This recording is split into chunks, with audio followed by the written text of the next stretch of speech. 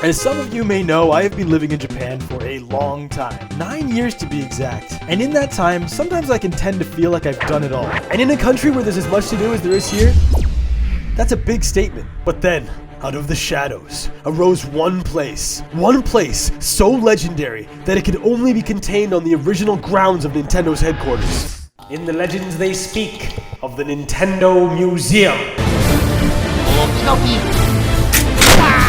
Okay, I'm getting a bit ahead of myself here. Why don't I start at the beginning?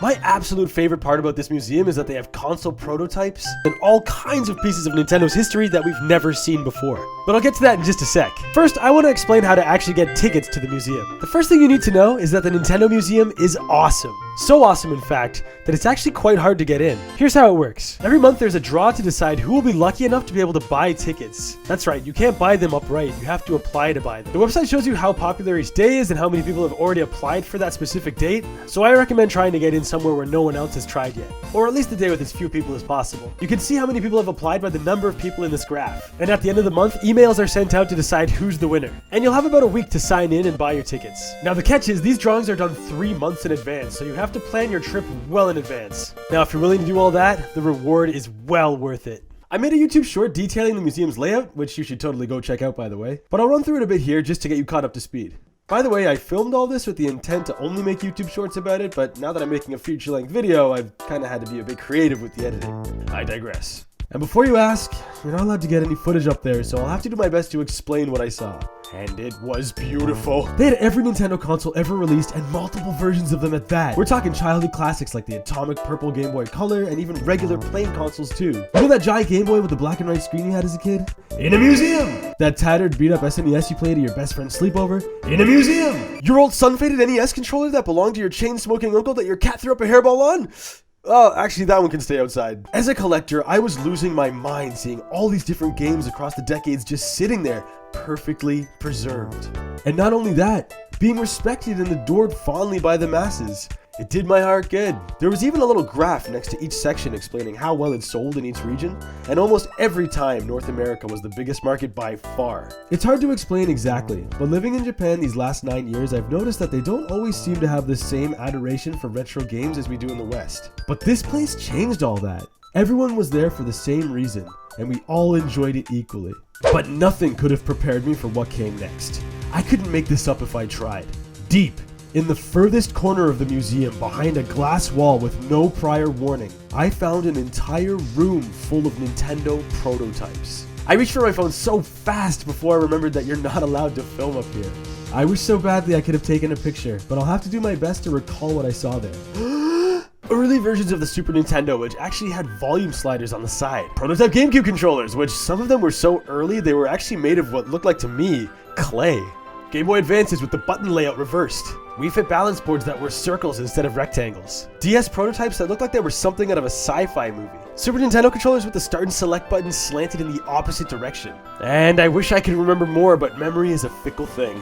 However, as I continued walking along, I noticed another little hallway. This place was completely empty, so I assumed there was nothing going on, but boy was I wrong. This hallway was home to a number of pre-release consoles, like the famous Ultra 64 and the GameCube when it still had that little window on the lid.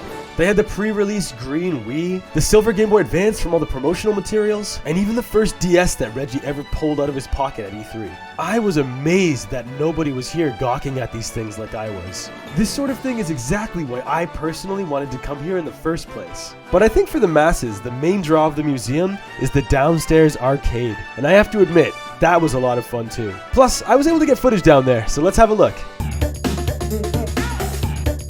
When you first enter the museum, you're given a personalized pass card, and that card has 10 play coins on it that you can use anywhere in the play area. There was a number of games to choose from, and each one cost a certain amount of coins. What I really liked about them is that rather than sitting down at a TV and playing a game, all of these experiences were tactile. And the one where you are just playing a game, the controller is gigantic and it has to be played with 2 players. So check this out. I've been waiting to share this moment with the world forever, but this was my son's first time ever fighting Bowser. I was moving the control stick and he was moving the buttons. He got perfect timing and knocked out Bowser on his first try ever. That was a proud dad moment if I ever saw one. My favorite experience was probably the batting cages because they're dressed up like different rooms in a house and they're all really interactive. If you hit certain things around the room, it'll actually trigger events and earn you more points. One of these rooms was even a bathroom. It was really great, and it's a good spectator sport too. There's a Hanafuda card game where you're using a phone to try to find different images across the ground. By far though, I found the most popular game was this rail shooter. There was always a huge line to get into this thing. And the technology behind it does seem pretty cool. You walk into a room and there's a TV with a screen wider than you've ever seen in your life. Then you're given a chance between the classic NES Zapper or the Super Scope. And the point of the game is to shoot as many bad guys and earn as many points as you can, and this game gets hectic. It had a really good energy too, and I found even the spectators were getting involved and cheering as the game went on. Between the upstairs museum area and the arcade downstairs, we probably spent a good 6 hours at this place. By the way, there's a cafe at this place, and I'm not going to harp on it too bad, but I didn't really like it. The main gripe for me is that I was hoping it would be a themed cafe, since Nintendo's really good at those, but there was no theming whatsoever, and though the food was good, it was just so generic. So I personally recommend eating beforehand if you can. Apparently this place also has workshops teaching you how to make Hanafuda cards, so if I ever get the time, I would love to come back and try that as well. Lastly, I want to give a shout out to the gift shop in this place. It was awesome. You could buy blind boxes with little Nintendo consoles in them, you wouldn't know which one you're getting. They had gigantic pillows shaped like game controllers, t-shirts for every console release, and a bunch of signature items that you could only get from there. Plus the bag is really cute. Oh, and across from the hallway, they also had a little library with a bunch of the Nintendo guidebooks that I've been covering on my channel. I've transitioned to mostly doing YouTube shorts these days, so go ahead and check those out if you're looking for more obscure Nintendo stuff. Thank you guys so much for watching, and I'll see you in the next one.